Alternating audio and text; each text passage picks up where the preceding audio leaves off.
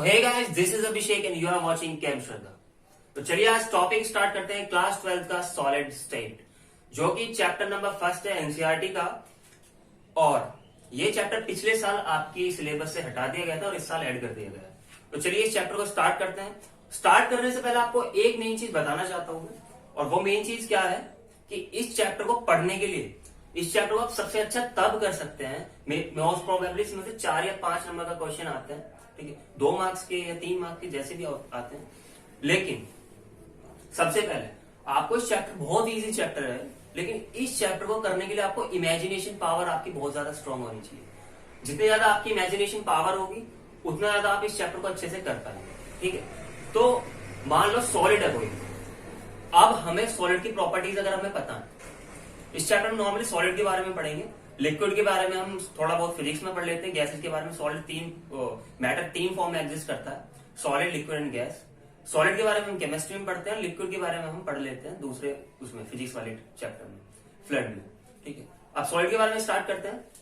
पहला, इसकी प्रॉपर्टीज के बारे में जानेंगे, प्रॉपर्टीज क्या होती है, उसके बाद में इसके टाइप्स क्या होते हैं, क्यों, अब क्यों इनकी प्रॉपर्टीज हम पता कर रहे हैं। सबसे मेन बात ये होती है क्यों इनकी प्रॉपर्टीज चैप्टर में पता कर रहे हैं। अगर मान लो हमें प्रॉपर्टीज पता होंगी किसी भी चैप्टर से रिगार्डिंग, किसी भी पर्टिकुलर सब्सटेंस के अकॉर्डिंग, अगर हमें उसकी प्रॉपर्टीज पता है तो हम उसके जैसा दूसरा सब्सटेंस बना सकते हैं, या उससे भी मिलता जुलता, उससे भी अच्छा सब्सटेंस बना सकते हैं, वो भी चीप रेटों में और बहुत ज्यादा प्रॉफिटेबल हो।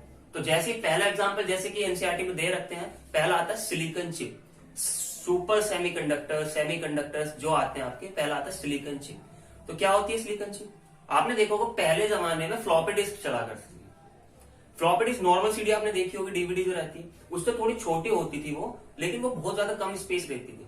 तो आपने देखा होगा पहले फोन चला करते थे, पहले 1 या 2 KB का फोटो आता था, वो उसमें जाके स्टोर हो जाया करता था। लेकिन आपने देखो अब तो फोटो अगर डीएसएलआर से आप शूट करने लग जाए, आपके फोन में भी डीएसएलआर आने लग गया, तो आप उसे शूट करोगे यार फोटो को, तो मेरे नॉर्मली 4 या 5 MB का वो फोटो ही हो जाता है आपका, ठीक है। तो आप इतना बड़ा वो वीडियो आप एक छोटी सी सिलिकॉन चिप में स्टोर तभी तो कर पाते हो कि हमें उसकी प्रॉपर्टीज पता है, सिलिकॉन की प्रॉपर्टीज पता है, उसकी स्टोरेज कैपेसिटी पता है हमें, तो इसलिए उसमें हम डाटा स्टोर कर सकते हैं। सेकेंड एग्जाम्पल कौन सा है? Carbon nano tubes. आप सबको पता है कि स्टील जो होती है वो बहुत ज्यादा टफर रहती है और बहुत ज्यादा स्ट्रॉन्ग से, बहुत ज्यादा आयरन से भी ज्यादा स्ट्रॉन्ग रहती है। लेकिन जो कार्बन नैनो ट्यूब्स होती है वो स्टील से तो ज्यादा मजबूत रहता है, लेकिन एल्यूमिनियम से भी हल्की रहती है। तो हमें इन सब चीजों के बारे में, ये सब चीज इन्वेंट कब हुई? जब हमें सॉलिड की नॉर्मली प्रॉपर्टीज पता लगी, तो हम सॉलिड की प्रॉपर्टीज के बारे में पढ़ेंगे। तो नॉर्मली पहला टॉपिक आता है इस चैप्टर के अंदर, जो कि एनसीईआरटी में दिया हुआ है, जनरल कैरेक्टरिस्टिक्स ऑफ सॉलिड्स, ठीक है। ये थोड़ा बहुत इंट्रोडक्शन था, वो मैंने दे दिया। अब पहला टॉपिक क्या आता है इसमें? General characteristics of solid. तो पढ़ते हैं।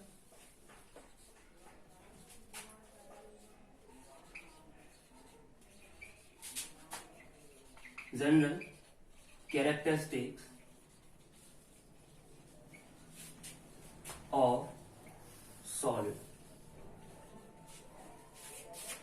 इन प्रॉपर्टी की खास बात ये, आप जनरली 9th 10th और 11th पढ़ के आते हो सब कुछ। पहली प्रॉपर्टी सबको पता होती है, क्या? दे have definite mass, volume and shape. They have definite mass, volume and shape. तो लिखते हैं, they have definite mass, volume and shape। Normally mass हम सबको पता होता है, वॉल्यूम हम सबको पता होती है, शेप हमें सबको पता होती है। आपको पता होगा सॉलिड जो होते हैं, सॉलिड आप किसी भी पर्टिकुलर चीज को ले लो, जैसे मान लो NaCl का क्रिस्टल है, नमक है, सॉलिड फॉर्म में एग्जिस्ट करता है, और सॉलिड फॉर्म में जब उसकी शेप जो वो रहती है, शेप रहती है, डेफिनेट रहती है, मास भी उसका डेफिनेट रहता है, वॉल्यूम भी उसका डेफिनेट रहती है, ठीक है। अब सेकंड पॉइंट क्या आता है? Their intermolecular distance between the atoms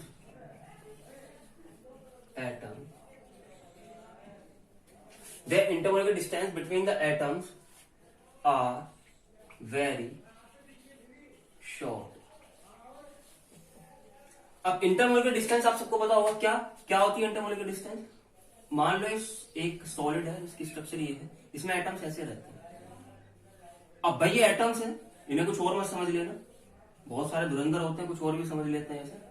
हाँ थोड़ा टिंकी पिंकी पोंकी से स्ट्रक्चर्स लगते हैं, काफी क्यूट लग रहे हैं ना।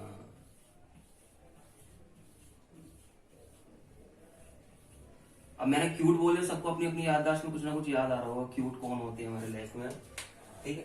तो इंटरमोलिकुलर डिस्टेंस क्या होती है, ये दो एटम इनके बीच में आपने डिस्टेंस देख रहे होगे, ये काफी ज्यादा क्लोज है, आपस में क्लोज है, तो ये इंटरमोलिकुलर डिस्टेंस इनके बीच में काफी ज्यादा शॉर्ट रहती है, बहुत ज्यादा शॉर्ट रहती है, देखो आप, ठीक है।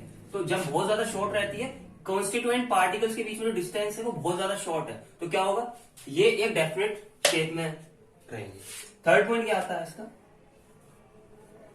थर्ड पॉइंट क्या आता है, इसके बारे में इसके कैरेक्टरिस्टिक्स के एग्जांपल भी बताऊंगा, इसकी इंपॉर्टेंस बताऊंगा, इससे कहां से क्वेश्चन बनता है, ठीक है।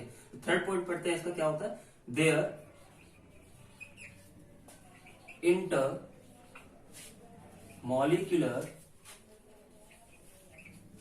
फोर्स, अच्छा इसमें फोर्स ऑफ अट्रैक्शन होगी रिपल्शन होगी, अब अच्छी बात है, फोर्स ऑफ अट्रैक्शन ही तो होगी, रिपल्शन थोड़ी ना होगा, रिपल्शन होगा तो लिक्विड फॉर्म में कन्वर्ट हो जाएगा, मॉलिक्यूल्स दूर दूर भागने लग जाएंगे, ठीक है। तो their intermolecular force of attraction लिख दो, फोर्स लिख दो, कोई बात नहीं है, अट्रैक्शन को समझ जाएगा। Their intermolecular force are high.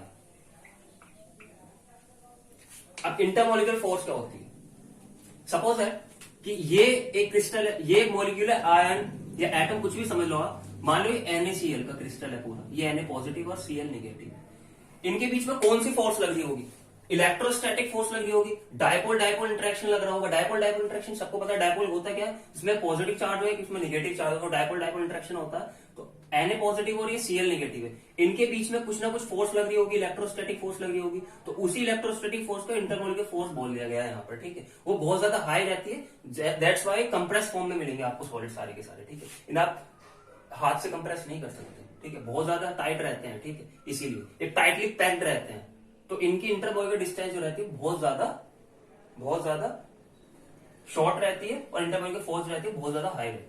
Fourth point क्या आता है, जिसके एटम्स होते हैं ये ऑसिलेट करते हैं अबाउट देयर मीन पोजीशंस, और मीन पोजीशंस क्या होती है, इससे एक क्वेश्चन निकलता है, क्या निकलता है, अब पहले प्रॉपर्टी लिख लेते हैं, their sorry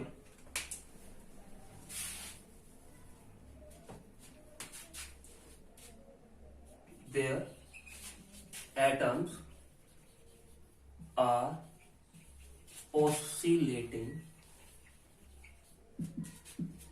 about their mean position। ऑसिलेशन पता रहता है हम लोगों को, लैब में पढ़ के आते हैं हम लोग, ऑसिलेशन क्या होता है, टू एंड फ्रो मूवमेंट जो रहता है, सिंपल, आप इधर देखो एक पेंडुलम, ठीक, ये इधर जाएगा और इधर जाएगा, तो नॉर्मली क्या हुआ इसमें, नॉर्मली क्या हुआ, ये रुकेगा तो अपनी मीन पोजीशंस पे आके, रुकेगा तो मीन पोजीशंस पे आके। अब एक बात बताओ, जब घड़ी इजाद हुई थी, जब वॉच इजाद हुई थी, जब बनी थी, इन्वेंट हुई थी, डिस्कवर हुई थी, तो ये जो कॉन्सेप्ट है ना, वो गैलीलियो ने वहीं से निकाला था। क्या, वो एक चर्च में गए, चर्च में जाने के बाद में उन्होंने क्या ऑब्जर्व करा, चर्च में जाने के बाद में उन्होंने ऑब्जर्व करा, यार ये जो चर्च में घंटे टंगे हुए होते हैं ना, बहुत बड़े बड़े घंटे टंगे होते हैं, तो वो उन्होंने देखा कि ये एक हवा आई, तो उसने देखा कि ये एक पर्टिकुलर टाइम पीरियड में ऐसे जा रहा है, टू एंड फ्रो मूवमेंट कर रहा है। उसने सोचा, अब पहले घड़ियां आती थी उसमें एक ऐसे लगा रहता था ना पेंडुलम सा, तो उससे सेकंड का पता लगता है 1 2 3 4 5 6, तो उनमें बिल्कुल एक्यूरेट 1 सेकंड का डिफरेंस आता है। तो वहीं से उनके दिमाग में एक आइडिया है कि क्यों ना हमें एक घड़ी बना लेनी चाहिए, ठीक है। तो घड़ी नाम उस टाइम पे पढ़ के, घड़ी उस टाइम पता नहीं था कि घड़ी पड़ेगा, नाम कुछ और भी पढ़ सकता था, लेकिन यहीं से निकला वो सब कॉन्सेप्ट, ठीक है। तो ऑसिलेशन से निकला वो घड़ी वाला कॉन्सेप्ट भी। तो their atoms are oscillating about their mean position. अब ऑसिलेट कर रहे हैं तो क्या फिनोमेना होगा, ऑसिलेट कर रहे हैं तो क्या फिनोमेना होगा, अगर मान लो ऑसिलेट कब करेंगे, मैंने यहां से हीट देना स्टार्ट करा एटम को, तो वाइब्रेट करने लग जाएगा, और वाइब्रेट करेगा तो इसकी मीन पोजीशन है यहाँ पे, वाइब्रेट करेगा, यहां से तो अलग जाएगा नहीं वो, क्योंकि यहाँ पे पैक्ड है पूरा का पूरा, तो हिलेगा, ऑसिलेट करेगा, टू एंड फ्रो मोशन करेगा, तो यहीं पे आएगा मोशन करेगा। लेकिन जब यहां से मोशन करने के बाद में एनर्जी रिलीज होगी, वो एनर्जी से ट्रांसफर करेगा नेक्स्ट एटम को, एनर्जी ट्रांसफर कर देगा नेक्स्ट एटम को, फिर ये वाला एटम दूसरे एटम को, तो क्या होगा, ये हीट करने लग जाएगा, हीट करते करते करते करते करते पूरा जो क्रिस्टल है पूरा हीटअप हो जाएगा।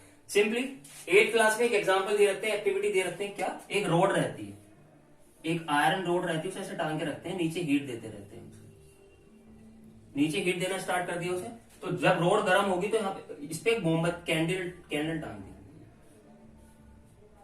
ये टांग दी कैंडल, ठीक है। ड्राइंग पे मत जाना, समझो कॉन्सेप्ट क्या है। यहां से हीट करना स्टार्ट हुआ तो यहाँ पे एटम्स है, तो कॉन्स्टिट्यूएंट पार्टिकल जो रहते हैं वो एकदम से हीट अप होने लगे सारे के सारे। अब मोम की प्रॉपर्टी क्या रहती है, थोड़ा गर्म होने के बाद वो क्या कर देता है, मोम पिघल जाता है, तो मोमबत्ती गिरने लग जाती है। तो इसका फ्लो ऑफ हीट किस मेथड से होता है, इसमें कंडक्शन के प्रोसेस से होता है। तो यहाँ पे एक टर्म आती है कंडक्शन के प्रोसेस से सारा काम होता है। अब कंडक्शन क्या होता है, आपने 8th क्लास में ये भी पढ़ा होगा कि ट्रांसफर ऑफ हीट के 3 मेथड होते हैं, कंडक्शन, कन्वेक्शन एंड रेडिएशन। अब कंडक्शन क्या होता है, कंडक्शन से हीट का ट्रांसफर कैसे होता है, हीट का ट्रांसफर ऐसा होता है, सपोज कि मैं एक एग्जाम हॉल में बैठा हूं, जैसे मेरा नाम अभिषेक है, तो मेरा नॉर्मली क्लास में सबसे आगे बैठा रहता था मैं, तो टीचर क्या, एग्जामिनर आगे क्या करता था, एग्जाम हॉल में मुझे नोटबुक दे दिया करता था सारी की सारी, और मैं अपने पास में एक नोटबुक रख के सारी की सारी पीछे ट्रांसफर कर दिया करता था। तो ऐसे ही करते करते हर बच्चे यही स्टेप करता था और सारी क्लास में नोटबुक सर्कुलेट हो जाती थी हमारी, ठीक है। तो क्या होता था, हीट मेरे पास में, तो मैंने एक नोटबुक रख ली और सारी पीछे ट्रांसफर कर दी, पूरे रूम में वो नोटबुक फैल गई, ऐसे पूरे क्रिस्टल में हीट फैल गई, पूरे क्रिस्टल में हीट का फ्लो हो गया by the process of conduction. Convection और रेडिएशन भी ये होता है, उसमें थोड़ा सा अलग फिनोमेना पढ़ते हैं, फिलहाल हम कंडक्शन पढ़ेंगे, ठीक है। तो 5th पॉइंट क्या आता है इसका, they are incompressible, they are incompressible, incompressible and rigid. They are incompressible, इन्हें कंप्रेस नहीं कर सकते आप लोग। अब एटम्स इतने क्लोज क्लोज बंधे हुए हैं, क्लोज पैक हुए हैं, तो उन्हें कंप्रेस नहीं कर सकते ना। तो नॉर्मली ये क्या होगा, they are incompressible and rigid. अब इन प्रॉपर्टीज को हम क्यों पढ़ रहे हैं, हमने इसलिए पढ़ी क्योंकि बोर्ड में इससे रिलेटेड बहुत सारे क्वेश्चन पूछे गए, व्हाई सॉलिड्स आर रिजिड, ठीक है, ये ऑसिलेट क्यों करते हैं, किस प्रोसेस से करते हैं। तो आपको मैंने सारे प्रोसेस बता दिए, किस प्रोसेस से ऑसिलेट करते हैं, कैसे करते हैं, क्या फिनोमिना होता है, इससे रिलेटेड मैंने आपको सब बता दिया। क्वेश्चन आएगा तो आप उधेड़ दोगे उस क्वेश्चन को, ठीक है। नॉर्मली इंटेंस क्वेश्चन जो एनसीईआरटी में है वो भी मैं कराऊंगा, लेकिन दोबारा करने में आपको क्या जा रहा है, ठीक है, अब की बार कर लिया तब भी कर लेना, ठीक है। तो इसके बाद में टॉपिक आता है, क्या आता है, solid can be further divided into 2 parts, which is first one is crystalline and second one is amorphous solid। तो क्या होते हैं क्रिस्टलाइन एंड amorphous solid, इसके बारे में बात करते हैं। तो क्रिस्टलाइन एंड amorphous solid,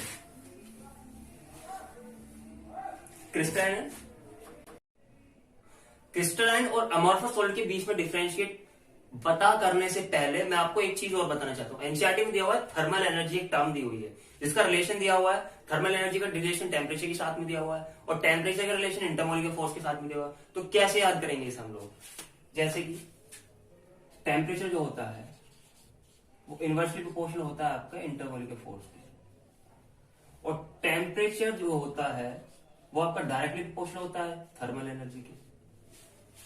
तो नॉर्मली 4 या 5 दिन तक ही आपको एक चीज याद रहेगी, जब आप सारा इसका फिजिकल केमिस्ट्री पढ़नी स्टार्ट करोगे तो याद तो आपको सारा ही रहेगा, लेकिन आप भूल जाओगे।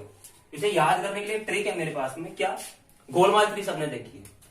अब उसमें अजय देवगन रहता है, तुषार कपूर रहता है, लड़ाई करते रहते हैं आपस में। तो अजय देवगन क्या काम करता है, उसे उठाता है और आलू की टिक्की वाले तवे पर रख देता है। तो क्या होता है, उसकी जो बैक साइड के जो एटम्स है वो तिलमिला जाते हैं, एक दूसरे से भागने की कोशिश करते हैं, ऐसे करता है, डांस वांस भी करता है, ठीक है, ऊ आई ई यू ऊ ऐसे भी करता है, ठीक है, वोवेल्स भी बोलता है वो अपने मुंह से।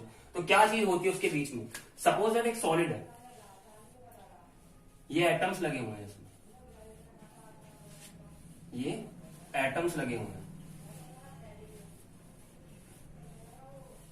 ये एटम्स लगे हुए हैं। तो थर्मल एनर्जी क्या काम करती है, टेम्परेचर क्या काम करता है। जब टेम्परेचर यहां से मैंने इसे सॉलिड को हीट देना स्टार्ट करा तो क्या होगा, इंटरमोलिकुलर डिस्टेंस जो रहेगी, इंटरमोलिकुलर फोर्स जो होगी वो वीक होती चली जाएगी, इंटरमोलिकुलर फोर्स वीक होती जाएगी, थर्मल एनर्जी प्ले में आ जाएगी। इन एटम्स के अंदर काइनेटिक एनर्जी आ जाएगी थर्मल एनर्जी की वजह से, जो एक दूसरे को मूव करने लग जाएंगे इधर से इधर की साइड में, ये इधर जाएगा इधर जाएगा, क्यों करने लग जाएंगे।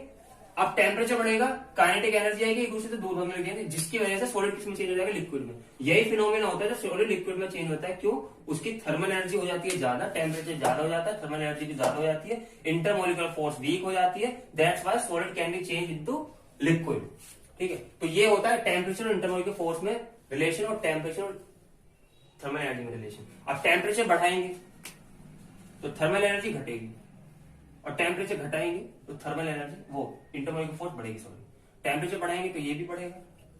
तो ये छोटी सी चीज थी लेकिन बहुत मोटी बात है, इसे याद कर लेना, इसे रटना तो है नहीं, समझ लेना, इससे रिलेटेड क्वेश्चन आता है वो आप आराम से कर लोगे क्या चीज होती है।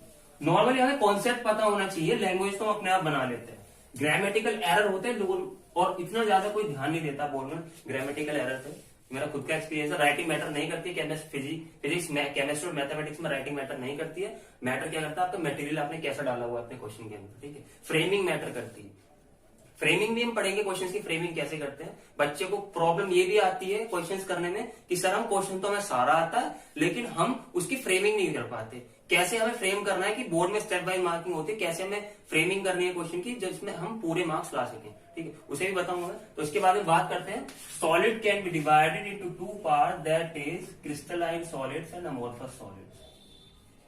अब देखो भाई, इंसान भी दो तरीके के होते हैं, अच्छे और बुरे, लेकिन हम उनके बारे में ज्यादा पढ़ना अच्छा लगता है जो अच्छे ज्यादा होते हैं। तो हम क्रिस्टलाइन सॉलिड के बारे में इस चैप्टर में ज्यादा पढ़ेंगे, अमोर्फस के बारे में थोड़ा बहुत ही पढ़ेंगे।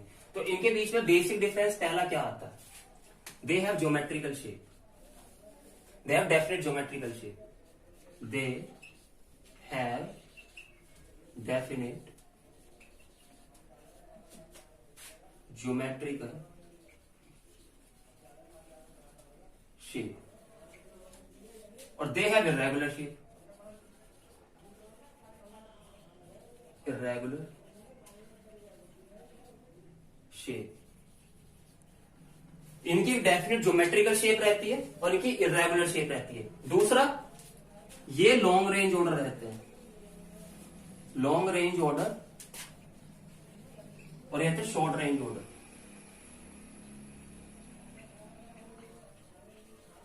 अब लॉन्ग रेंज ऑर्डर से क्या मतलब है, सपोज मैंने NaCl का क्रिस्टल ले लिया, NaCl, NaCl, NaCl, Cl, NaCl, NaCl, Na, मैंने ऐसे ले लिया। अगर मैं इसका एक ये वाला चीज ले लू तो ये तो रिपीट कर रही है 3 डायमेंशनल में, ऊपर भी ऐसे आ रही है, ये भी ऐसी बॉन्ड बन रही है, ये भी नीचे भी ऐसी बॉन्ड बन रहा है। तो अगर मैं एक चीज उठा लूं इसकी तो आप पूरा क्रिस्टल पता लगा सकते हो, लेकिन अमोर्फस के केस में ऐसा नहीं होता है। जैसे कि एनसीईआरटी में एग्जांपल दिया हुआ आपका ग्लास और क्वार्ट्ज ग्लास के बीच में डिफरेंस दिया हुआ है। तो ग्लास क्या होता है आपका क्रिस्टलाइन इन नेचर होता है, लेकिन क्वार्ट्ज ग्लास जो रहता है वो अमोर्फस रहता है। क्यों? By the basis of their structure. कैसे? इसकी स्ट्रक्चर कैसे दी हुई है एनसीईआरटी में, एक पर्टिकुलर चेन दी हुई है जो अपने आप को रिपीट कर रही है, लेकिन इसमें एक शॉर्ट रेंज ऑर्डर रहता है, ये थोड़ी देर बाद अपनी वो जो रहता है शेप को चेंज करता रहता है धीरे धीरे, इसलिए वो अमोर्फस में डाला हुआ है। तो क्वेश्चन ये भी आया था बोर्ड में 1 या 2 मार्क्स का, जब आप पेपर देते हो तो आपका 1 मार्क्स का क्वेश्चन ये भी आता है कि क्रिस्टलाइन अमोर्फस और क्वार्ट्ज और क्वार्ट्ज ग्लास के बीच में डिफरेंस क्या होता है, और इसी की वजह से क्या, सो यही बेसिक डिफरेंस रहता है क्वार्ट्ज और क्वार्ट्ज ग्लास के बीच में। अब क्वार्ट्ज इतनी देर से टीचर कर रहे हैं हमारे, तो क्वार्ट्ज होता क्या है भाई, क्वार्ट्ज आपने भी देखा होगा, घड़ियों में लिखा हुआ था क्वार्ट्ज वॉचेस, ठीक है, यू नो डिजिटल वॉचेस में तो क्वार्ट्ज आता नहीं है, लेकिन क्वार्ट्ज वॉचेस आती है। तो क्वार्ट्ज वॉचेस होती क्या है, एक क्वार्ट्ज एक ऐसा सॉलिड या सब्सटेंस रहता है जो उसके जो एटम्स रहते हैं ना वो एक पर्टिकुलर 1 सेकंड में ऑसिलेट करते रहते हैं। तो क्लॉक भी 2 तरीके की होती है भाई, एक तो होती है क्वार्ट्ज ग्लास वॉच जो होती है क्वार्ट्ज वॉचेस, और एक आती है आपकी एटॉमिक क्लॉक्स, एक क्वार्ट्ज क्लॉक और एक एटॉमिक क्लॉक। तो क्वार्ट्ज क्लॉक जो 1 साल में 1 सेकंड का एरर देती है, और एटॉमिक क्लॉक जो रहती है वो 1 सेंचुरी में जाके 1.7 मिली सेकेंड का आपका डिफरेंस देती है। तो क्या होती है क्वार्ट्ज और क्वार्ट्ज ग्लास, और क्या ना क्या कहते हैं उसके आपका क्वार्ट्ज क्लॉक और दूसरी एटॉमिक क्लॉक। तो क्वार्ट्ज क्या होता है, उसके एटम्स होते हैं जब वो वाइब्रेट करते हैं, जब वो वाइब्रेशन का उनका टाइम रहता है, जब वो ऑसिलेट करते रहते हैं, वो नॉर्मली जो आपकी घड़ियां होती है ना वो बिल्कुल 1 सेकंड की एक्यूरेट आती है। तो ये 1 साल पूरे साल ऐसे करते थे टिक टिक टिक टिक टिक टिक टिक टिक, लेकिन 1 साल बाद जाके इसमें 1 सेकंड का एरर आता है। तो इसी वजह से हमारी घड़ी के अंदर 1 साल के अंदर 1 सेकंड का एरर आता है। तो 1 सेकंड ऐसा होता है पूरे साल के अंदर जिसमें 61 सेकंड्स होते हैं, लेकिन एटॉमिक क्लॉक ऐसा नहीं है। एटॉमिक क्लॉक बिल्कुल एक्यूरेट टाइम पीरियड देती है, वो 1 सेंचुरी में जाके 1.7 मिली सेकंड का एरर देती है। भाई इतना तो एरर सब देते हैं, 100% कोई प्योर नहीं होता है, लेकिन क्वार्ट्ज ग्लास इसलिए सस्ती होती है और इसे क्वार्ट्ज वॉचेस, और इसलिए हम उन्हें पहन के रखते हैं हाथ में, ठीक है, हाथ में पहन के रखते हैं। तो ये होता है क्वार्ट्ज उसके बीच में डिफरेंस। इसके बाद में तीसरा पॉइंट क्या आता है, इनके बीच में डिफरेंस होते हैं 2 तरीके के। क्या, एक तो इनकी प्रॉपर्टीज के बेसिस पे और इनके स्ट्रक्चर के बेसिस पे। स्ट्रक्चर के बेसिस पे मैंने आपको डिफरेंस बता दिया। अब बात करते हैं प्रॉपर्टीज के बेसिस पे क्या डिफरेंस है।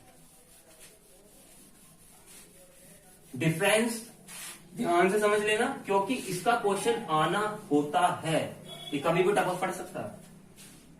उसके बेसिस पे हमने कर लिया स्ट्रक्चर के बेसिस पे। अब हम स्टार्ट करते हैं किसके बेसिस पे करना,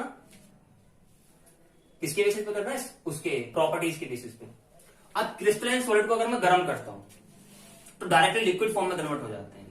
आपने देखो सोल्डरिंग करते हैं हम, जब लोग सोल्डरिंग करते हैं तो कॉपर वायर होता है हमारे पास में, और कॉपर वायर में जैसे हम सोल्डरिंग को वो लगाते हैं ना, हीट करते हैं उसे, तो डायरेक्टली लिक्विड में चेंज हो जाता है, उससे फिर वो टांका लग जाता है रेडियो वगैरह किसी भी चीज में। लेकिन अमोर्फस सॉलिड क्या होता है, अमोर्फस सॉलिड में प्लास्टिक आती है, तुम्हारी रबड़ आती है, फाइबर ग्लास आपका अमोर्फस सॉलिड में आता है। क्यों, ये पहले इनकी अगर आपको प्रॉपर्टीज चेक करनी तो क्या होगा, आप इन्हें गर्म करके देख लो। आपको नॉर्मली आप प्रैक्टिकल लाइफ में आपको क्रिस्टलाइन और अमोर्फस में डिफरेंस पता करना है तो आप क्या कर लो, इन्हें गर्म करके देख लो। अगर डायरेक्टली लिक्विड फॉर्म में चेंज हो रहे हैं तो क्रिस्टलाइन है वो, और अगर वैसे चेंज हो रहे हैं, वो थोड़ा पहले पिघल रहे हैं, उसके बाद पहले सॉफ्ट हो रहे हैं, उसके बाद में ये आपका लिक्विड फॉर्म में कन्वर्ट हो रहा है तो वो अमोर्फस है। ठीक है, तो ये तीसरा डिफरेंस था कि इनके पास में एक शार्प मेल्टिंग पॉइंट रहता है।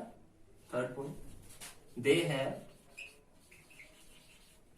शार्प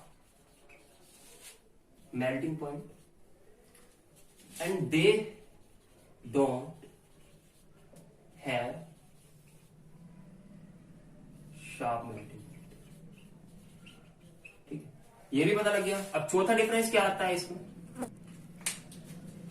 अगर क्रिस्टलाइन सॉलिड को आप नाइफ से काटने की जरूरत करते हो, आप नाइफ से अगर क्रिस्टलाइन सॉलिड को काटते हो तो बिल्कुल स्मूथ सरफेस देती है। अगर आप उसे सॉलिड को ऐसे गाल पे ऐसे करने लगे हो ना, आपको बहुत अच्छा फील होगा, करंट सा गुलगुली सी लगती है। ठीक है, लेकिन अमोर्फस सॉलिड के बाद में आपका फेस ऐसा हो जाता है, अबे क्या घिस रहा हूं मैं, स्क्रब नहीं लग रहा मेरे फेस पे, तो अमोर्फस सॉलिड ऐसे होते हैं। तो while cut with the knife, while cut with the knife they give us the smooth surface। इसके केस में क्या होता है, ये रफ सरफेस दे देते हैं काटने के बाद। ठीक है, अब पांचवा पॉइंट क्या आता है इसमें, पांचवा पॉइंट आता है एनाइसोट्रॉपी और आइसोट्रॉपी में। सबसे बड़ा झोल जो होता है इस वाले डिफरेंस में, आइसोट्रॉपी और एनाइसोट्रॉपी में झोल होता है, क्योंकि ये एनाइसोट्रॉपिक इन नेचर होते हैं और ये होते हैं आइसोट्रॉपिक इन नेचर। तो टर्म बच्चों को पता ही नहीं लग पाते आइसोट्रॉपी और एनाइसोट्रॉपी होती क्या है। तो आइसोट्रॉपी और एनाइसोट्रॉपी के बारे में बात कर लेते हैं। शायद ये आप बच्चों ने लिख लिया होगा, वीडियो को पॉज करके लिख लेना। इसके बाद में बात करते हैं हम लोग किसके बारे में, एनाइसोट्रॉपी और आइसोट्रॉपी के बारे में। तो क्रिस्टलाइन सॉलिड जो होते हैं आपको एनाइसोट्रॉपिक इन नेचर होते हैं, और जो आपके अमोर्फस सॉलिड होते हैं ये आपके आइसोट्रॉपिक इन नेचर होते हैं। तो एक मैं आपको पर्टिकुलर सॉलिड ले लूंगा, मैं ये सॉलिड ले लूंगा। तो अगर मैं इसकी फिजिकल प्रॉपर्टीज देखूं, जैसे इलेक्ट्रिकल कंडक्टिविटी होगी और रिफ्रैक्टिव इंडेक्स हो गया आपका, तो अगर मैं इधर से इधर जाने की स्टार्टिंग करूं तो ये चेंज होती रहेगी। इधर से इधर जाऊंगा तब भी वो चेंज होती है, डायगनली जाऊंगा तो तब भी चेंज होने लग जाएगी। तो वो एनाइसोट्रॉपी का खेल होता है। जब फिजिकल प्रॉपर्टीज आपकी एक पर्टिकुलर डिस्टेंस के बाद में एक पर्टिकुलर रो वाइज जाओ, आप कॉलम वाइज जाओ या डायगनली जाओ, वो चेंज हो रही है, तो उसका मतलब है वो एनाइसोट्रॉपिक इन नेचर होते हैं और वो क्रिस्टलाइन होते हैं हमारे। ठीक है, लेकिन अमोर्फस के केस में होता है क्या होता है, आप ऐसे चले जाओ, आप ऐसे चले जाओ, आप ऐसे चले जाओ, हमेशा आपकी जो इलेक्ट्रिकल वो फिजिकल प्रॉपर्टीज है वो सारी की सारी सेम रहेंगी। ठीक है, तो ये आइसोट्रॉपिक और एनाइसोट्रॉपिक का खेल था। इंडेक्स क्वेश्चन दिया रहता है इसके ऊपर, वो भी आपको क्लियर हो गया होगा। ठीक है, तो ये क्या होते हैं, anisotropic in nature, anisotropic in nature, और ये isotropic in nature, in nature. अब नेक्स्ट पॉइंट क्या आता है इसमें, नेक्स्ट पॉइंट आता है ये ट्रू सॉलिड्स रहते हैं, ये ट्रू सॉलिड्स रहते हैं, और ये कौन से रहते हैं आपके सूडो सॉलिड या super cooled liquids, super cooled liquids. क्यों, ये ट्रू सॉलिड, ये तो सच्चे होते हैं भाई, सच्चे मतलब अच्छे होते हैं, लेकिन मेन बात चलती है आपकी कंफ्यूजन क्रिएट होती है बच्चों को इसमें, सूडो सॉलिड्स क्या होते हैं, सुपर कोल्ड लिक्विड्स क्या होते हैं। अब ये सॉलिड के अंदर लिक्विड वाली टर्म कैसे आ गई, कंफ्यूजन क्रिएट होती है बच्चों को यहाँ पे सूडो सॉलिड्स और सुपर कोल्ड लिक्विड्स में। तो सूडो सॉलिड्स क्या होते हैं, आप फिजिक्स में जब मैकेनिक्स पढ़ते हो तो उसमें जब रिलेटिव वेलोसिटी का कॉन्सेप्ट पढ़ते हो तो उसमें सूडो फोर्स लगती है कि इंसान के ऊपर। नॉर्मली स्कूलों में बच्चों को पढ़ाया नहीं जाता, लेकिन जब आईआईटी आप हायर स्टडीज पे जाओगे, आईआईटी की प्रिपरेशन के लिए जाओगे, वहां पे सूडो फोर्स आपको बताई जाती है। लेकिन स्कूल वगैरह में बच्चों को, मैंने काफी बच्चों को कंसल्ट करा तो स्कूल में इतने ज्यादा पढ़ाते नहीं। इनफैक्ट हमारे स्कूल में भी नहीं पढ़ाई गई कि सूडो फोर्स होती है। तो सूडो फोर्स होती है वो झूठी फोर्स होती है। मान लो एक रेलगाड़ी ऐसे चल रही है, सपोज आप मेट्रो में बैठे हो या कोई भी ट्रेन में बैठे हो, आप अंधेरे में जा रहे हो, आपको रात में पता कहां लगता है कि ट्रेन किस साइड से चल रही है, तो आपको क्या करना, ट्रेन में ऐसे खड़े होना और जिस साइड ट्रेन चल रही होगी उससे अपोजिट साइड आपको एक फोर्स लगेगी। फोर्स कैसे, आप खड़े होगे, जब ब्रेक मारेगी ट्रेन तो क्या होगा, अगर आगे को चल रही है तो आपको पीछे को झटका लगेगा, पीछे को, तो सूडो फोर्स आपको पीछे की साइड को खींचिए। लेकिन आपको खड़े रहने के लिए, आपको उसके इक्विलिब्रियम मेंटेन करने के लिए, आपको बैलेंस करने के लिए आपको आगे से फोर्स, अपने शरीर से ऐसे आगे को धक्का लेना पड़ता है और तब जाकर आप सीधे खड़े हो पाते हो। ठीक है, तो झूठी फोर्स होती है जो हमें दिखती नहीं है। तो ये सूडो सॉलिड्स होते हैं, ये झूठे सॉलिड्स होते हैं, इनका जो ज्यादा पर्टिकुलर यूज होता नहीं है। ठीक है, लेकिन सुपर कूल्ड लिक्विड का मतलब क्या होता है, आपने देखा होगा, जब हम स्कूल में जाते थे तो स्कूल की बसें जाती थी, जब जून की छुट्टियों के बाद में, नई नई बसें जाती थी जून की छुट्टियों के बाद में, तो क्या होता था, हम जब बस का शीशा ऐसे करते तो बिल्कुल प्योरली जाता था भाई, ऐसे बिल्कुल स्मूथ तरीके से जाता था पीछे। लेकिन जैसे जैसे टाइम बढ़ता चला जाता, दीपावली आने का टाइम हो जाता था तो वो गर्मी ज्यादा बढ़ जाती थी। दीपावली से पहले जब ज्यादा जून के अंदर गर्मी ज्यादा बढ़ जाती है, जुलाई के अंदर, अगस्त के अंदर, नॉर्मली सितंबर में थोड़ा मौसम ठीक रहता है, तो वो बहुत टाइटली हो जाते थे पीछे, वो आते थे नहीं थे पीछे। ठीक है, तो नॉर्मली सितंबर के टाइम पे जो होता है तो आप उसको शीशे को पीछे खींच नहीं पाते, क्यों, क्योंकि वो नीचे से मोटा हो जाता है। अब क्यों हो जाता है मोटा, क्योंकि वो हो जाता है अमोर्फस सॉलिड, फाइबर ग्लास लगा रहता है उन शीशों में, तो उनके पास में एक टेंडेंसी रहती है फ्लो होने की। अमोर्फस सॉलिड आराम से, बताया था ना मैंने प्रॉपर्टीज में आपको, क्या, जब आपको मैंने इनकी प्रॉपर्टीज बताई थी कि उसमें क्या बताया था कि इनके पास में एक टेंडेंसी रहती है, पहले स्मूथ होते हैं, तो जब गर्मी ज्यादा पड़ती है पहले स्मूथ हो जाते हैं, लिक्विड की तरह बिहेव करने लग जाते हैं, फ्लो करने लग जाते हैं धीरे धीरे, और बॉटम के पास में आके थिकर हो जाते हैं, ऊपर से पतले हो जाते हैं, इसलिए वो शीशा पीछे को खींच नहीं पाता, तो इसलिए इन्हें सुपर कूल लिक्विड बोला जाता है। तो ये थे इनके बीच में बेसिक डिफरेंसेस, होप आपको क्लियर हो गए होंगे। इसके बाद में आते हैं, अब आता है आपको, इंसान भी दो तरीके के, अच्छे और बुरे, लेकिन एक दूसरे टाइप के भी तो इंसान होते हैं जिनमें दोनों टाइप की प्रॉपर्टीज मिलती हैं आपको। ठीक है, अब उसकी बात नहीं कर रहा हूं मैं, कहां लेके जा रहे हो तुम बातों को सारी को, उसकी बात नहीं कि अच्छा बुरा, और एक इंसान होता है जो अच्छा भी होता है, थोड़ा बुरा बुरा भी होता है। ठीक है, उसके बारे में बात कर रहा हूं। नालायक को पढ़ लो, कहां कहां बात लेके चले जाते हैं, समझना कुछ है नहीं। तो अब बेसिक टर्म आते हैं पॉलीक्रिस्टलाइन सॉलिड्स। पॉलीक्रिस्टलाइन सॉलिड्स मतलब इसमें टेम्परेचर का मेन रोल प्ले होता है। टेम्परेचर के, अगर टेम्परेचर ज्यादा बढ़ा दोगे कभी कभी आपको क्रिस्टलाइन की तरह फॉर्म करने लग जाएंगे, कभी टेम्परेचर कम कर दोगे तो आपको अमोर्फस की तरह बिहेव करने लग जाएंगे। तो वो पॉलीक्रिस्टलाइन सॉलिड्स होता है, इसके बीच में क्वेश्चन नहीं आता, लेकिन आपको एनसीईआरटी में दिया हुआ तो पढ़ाना मेरा कर्तव्य है, तो मैंने आपको बता दिया। इसके बाद में चलिए डिस्कस करते हैं इंटेक्स क्वेश्चंस के बारे में।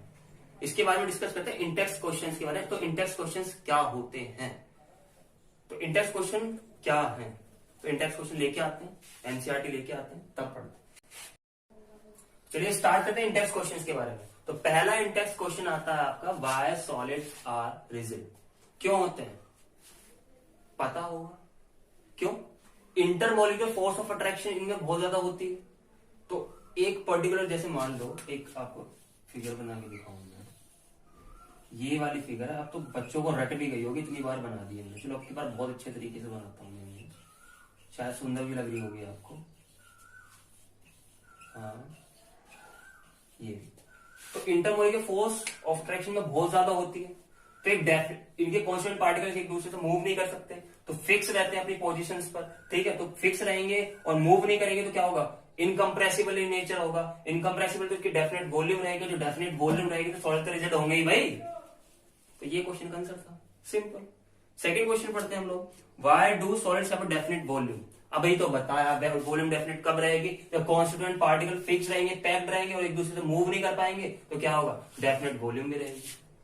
ठीक है, तीसरा क्वेश्चन आता है डिफरेंस फाइंड करना है। इसमें आपको एग्जांपल्स दिए हुए हैं, इन्हें बताना कि अमोर्फस कौन से और क्रिस्टलाइन कौन से हैं। तो ये आपको मैं होमवर्क में देने जा रहा हूं, और अगर आप इसका आंसर भेजना चाहते हैं मुझे इंस्टाग्राम पे सेंड कर सकते हैं, और इंस्टाग्राम की आईडी नीचे आपको देखने को मिल रही होगी। ठीक है, अब इसके बाद में करते हैं चौथा क्वेश्चन। चौथा क्वेश्चन क्या है, चौथा क्वेश्चन है आपका, refractive index of a solid is observed to have the same value along all the directions, comment on the nature of the solid, would it show cleavage property. तो same value along. अब आपको पता है कि refractive index क्या होता है, physical property होती है। अब ऑल डायरेक्शंस में सेम है, जब फिजिकल प्रॉपर्टी सारी डायरेक्शन में सेम हो तो कौन सा सॉलिड होता है, अभी बताया तो था अभी डिफरेंस में, अमोर्फस सॉलिड होता है। तो कर देना आराम से बस, ये इंटेक्स क्वेश्चन थे, बस पप्पू टाइप के इंटेक्स क्वेश्चन होते हैं। और हाँ, नोट्स की चिंता करने की कोई जरूरत नहीं है आपको, क्योंकि नोट्स जो मैं अपने हैंड रिटन नोट्स है मेरे, वो मैं आपको इंस्टाग्राम पे आपको मिल जाएंगे। तो फॉलो माई इंस्टाग्राम चैनल, और आपको देख ही लिया वो इंस्टाग्राम चैनल आपने। तो बाय बाय, तब तक के लिए ध्यान रखिए, स्टे होम स्टे हेल्दी।